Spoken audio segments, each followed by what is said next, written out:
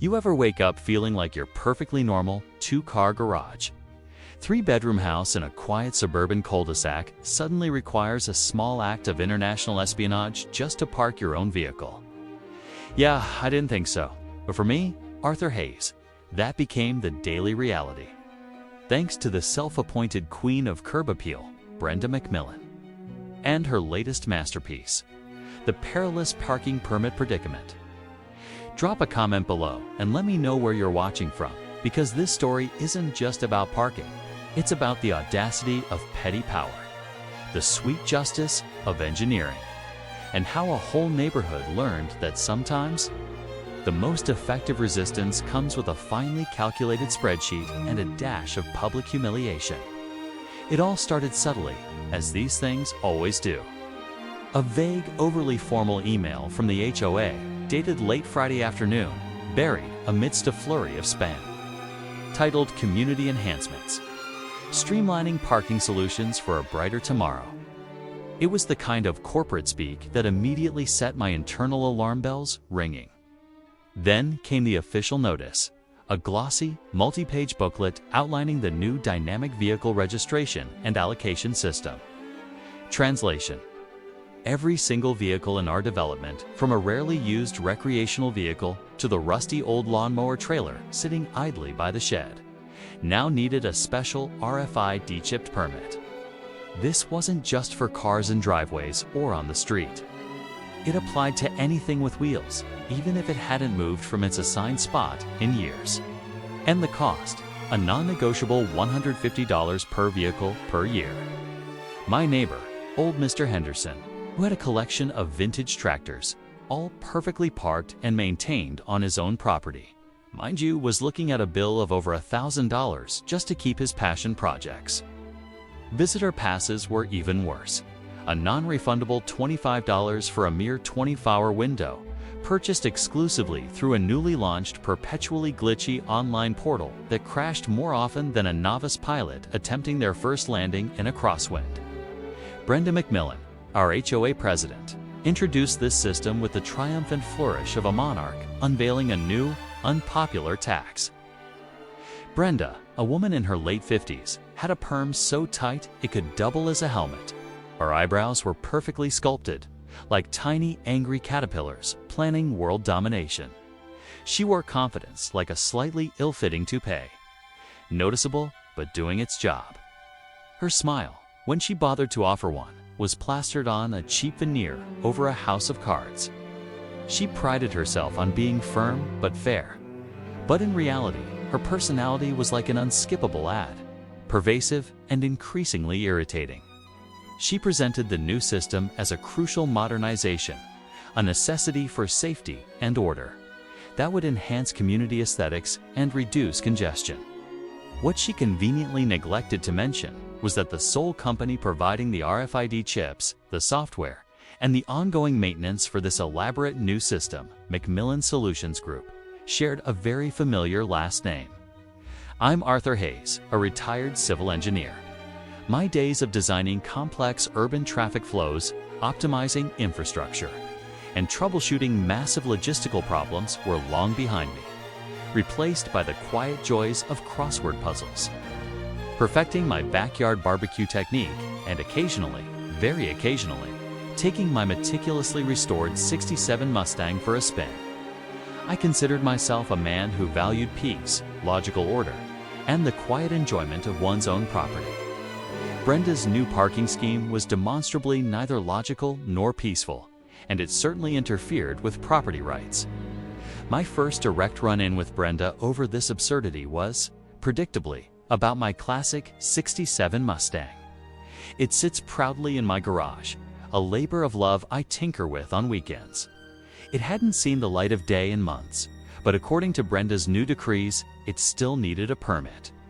When I politely inquired about this, pointing out it was garaged and rarely moved, Brenda, with a tight, unyielding smile, informed me, "Mr. Hayes, a vehicle is a vehicle. Rules are rules." The system is designed for universal application to ensure equity. She sounded like a broken record, constantly repeating meaningless bureaucratic phrases with the insistent drone of a broken car alarm. "We must maintain the integrity of the system, Mr. Hayes. No exceptions." Her gaze was unwavering, daring me to challenge her. It was then I realized this wasn't about logic, it was about absolute control. The fines began almost immediately, a deluge of arbitrary penalties that felt less like enforcement and more like a shakedown.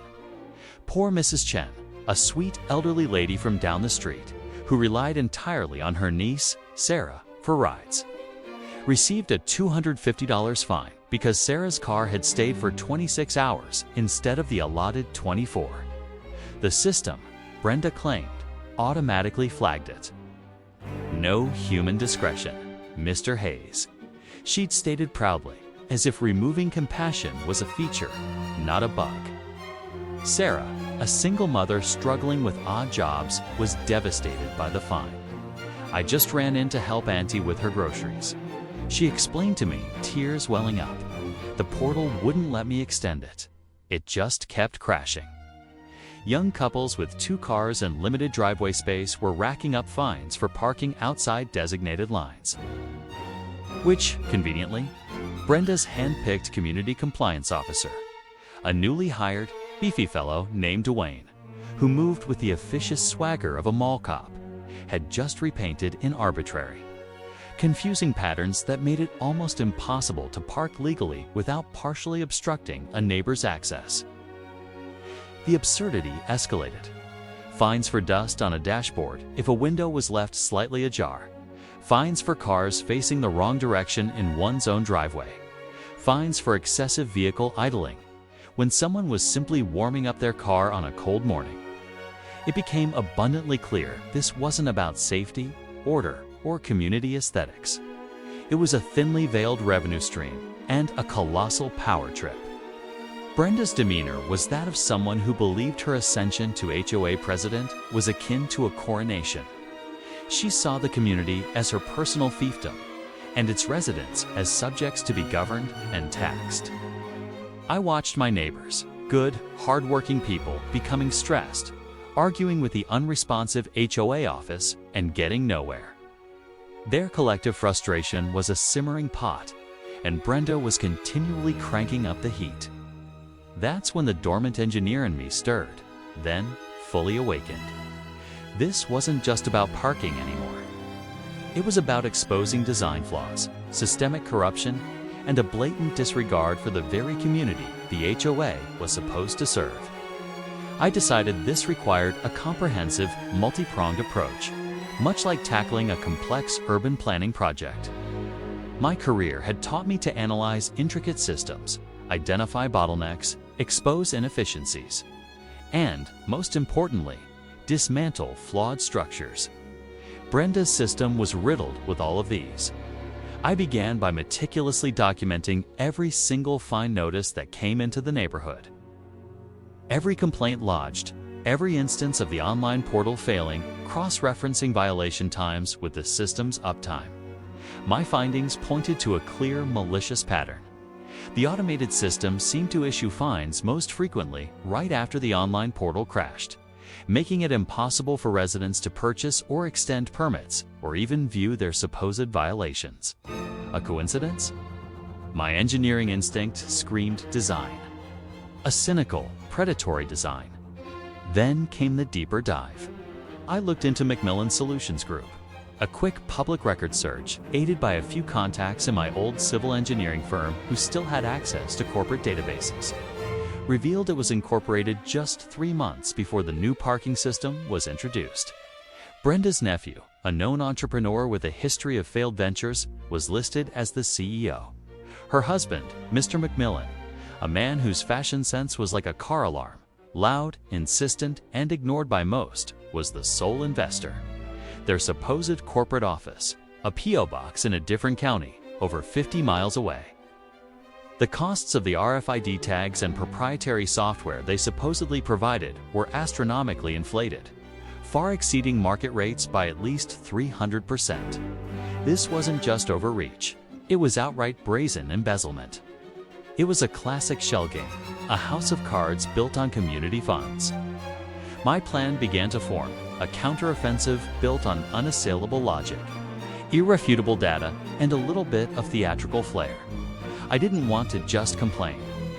I wanted to dismantle the entire operation and turn the tables so spectacularly Brenda wouldn't know what hit her. I decided against a quiet legal battle initially. Brenda thrived on quiet intimidation, on residents backing down one by one. I wanted a public reckoning, a moment where the entire community would see her for what she truly was. I used my extensive engineering skills and knowledge of data management to design a simple, transparent, and most importantly, free community parking management system. It was elegant in its simplicity. It used easily printable QR codes that residents could generate themselves from a simple, open-source web application anyone could access from their phone or computer. It allowed for instant guest registration with a simple text message or a quick online form, instantly updating a real-time parking availability map for common areas. It even included a report, a problem feature that went directly to an independent, 9HOI-affiliated community ombudsman I'd quietly enlisted, a retired judge who lived 2 streets over and was just as fed up as I was. I called it the Neighborhood Parking Peace Initiative, a deliberately boring and unassuming name that belied its revolutionary potential. Over the next few weeks, I quietly met with neighbors. Starting with Sarah and Mrs. Chen, I showed them my data, the fines, the proof of corruption. I demonstrated my new system. Sarah, initially skeptical, was quickly on board when she saw how easy it was to register a guest and how transparent the system was. "This is genius, Arthur," she whispered, her eyes wide. This could actually work. Together, we started reaching out subtly to other frustrated residents. We formed a silent alliance, sharing information, building a collective resentment against Brenda's tyrannical rule. We had to be discreet. Brenda had eyes and ears everywhere, from Dwayne the compliance officer to her gossiping cronies on the HOA board. The tension in the neighborhood was palpable, a quiet hum of suppressed anger. The next HOA meeting was announced, and the topic of parking system effectiveness was first on the agenda. Brenda, radiating her usual imperious confidence, arrived with Dwayne, her enforcer, trailing behind her like a loyal hound. She had a smug look, convinced she was playing chess. But she didn't realize she was playing against a grandmaster who also happened to own the chessboard, the pieces, and the tournament hall. The meeting room was packed, standing room only. Every seat was taken, every eye fixed on the front. The air crackled with a mix of anticipation and suppressed fury. Brenda began her presentation with a triumphant, self-congratulatory tone. As you can see from these impressive charts, she droned, gesturing to a poorly designed PowerPoint. The dynamic vehicle registration and allocation system has been an unqualified success. Compliance revenue is up by 400%, allowing us to finally fund those crucial, long overdue community projects. She spoke of enhanced security and improved traffic flow, spouting buzzwords like they were going out of style. She ended with a triumphant grin, basking in the silence that wasn't awe but simmering anger. When it was my turn, I didn't shout. I didn't raise my voice. I spoke with the calm, methodical precision of an engineer presenting a flawless design. I projected my own data, meticulously compiled. Slide after slide of charts showing the exorbitant fines, the system failures, the clear correlation between portal crashes and penalty spikes. I showed testimonials from residents like Mrs. Chen, detailing how they were unfairly targeted. The murmurs in the room grew louder, transforming from quiet whispers to an angry hum. Then I unveiled the Neighborhood Parking Peace Initiative. I demonstrated its simplicity, its transparency, and its zero cost. I had already distributed QR code prototypes to a few trusted neighbors, including Sarah, and they stood up, scanning their permits live on their phones, showing how easy it was. The contrast between my elegant, free solution and Brenda's expensive, dysfunctional system was stark, undeniable. Then came the coup de grace. I projected the public records of McMillan Solutions Group, highlighting the familial connections to Brenda, her nephew's dubious business history, and the astronomically inflated pricing. The murmurs in the room exploded into an uproar, a cacophony of gasps, shouts, and indignant cries. Brenda's face, usually a mask of rigid control, contorted into a startled hedgehog, spiky, defensive, and unapproachable. She stammered, tried to dismiss it as misinformation, conspiracy theories, but the evidence was overwhelming, and the community had reached its absolute breaking point. This is slander. She shrieked, but her voice was drowned out by the angry shouts of dozens of residents. Before Brenda could regain her composure, Sarah, the young mother who had been repeatedly fined, stood up, her voice clear and resonant despite the chaos.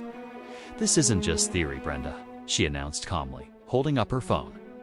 "Mr. Hayes and I have already filed a formal complaint with the County District Attorney's Office, citing the evidence you've just seen and more. They're already investigating." The quiet investigation by a retired engineer had become a full-blown public scandal, reaching the authorities. The meeting ended in pandemonium. Brenda, flustered and defeated, was escorted out by Dwayne, who himself looked utterly bewildered. Within days, Brenda McMillan resigned from the HOA, citing personal reasons. In a terse, email-only announcement, her nephew's McMillan Solutions Group vanished as quickly as it appeared, dissolved within the week. The DA's office did indeed press charges, leading to hefty fines, a public apology from the former HOA board, and a significant portion of the embezzled funds being returned to the community treasury. Justice, in its slow, methodical way, was served. Our neighborhood is a different place now. The oppressive atmosphere, the constant fear of arbitrary fines, is gone, replaced by a genuine sense of camaraderie and mutual respect. The HOA, under new, transparent leadership, adopted my Neighborhood Parking Peace initiative.